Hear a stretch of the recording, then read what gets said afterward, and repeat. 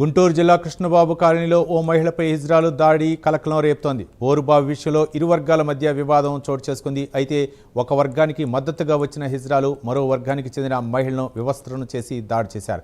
దాడి దృశ్యాలు సీసీ కెమెరాలో రికార్డయ్యాయి.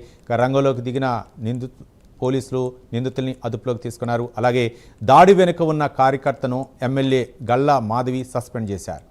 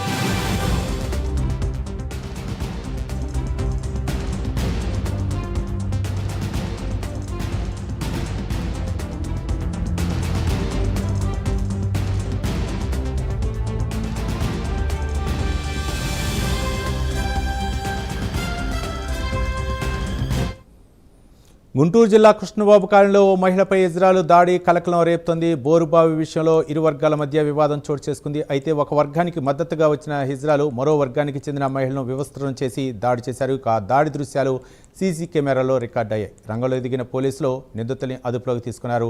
అలాగే దాడి వెనుక ఉన్న కార్యకర్తను ఎమ్మెల్యే గల్లా మాధవి సస్పెండ్ చేశారు.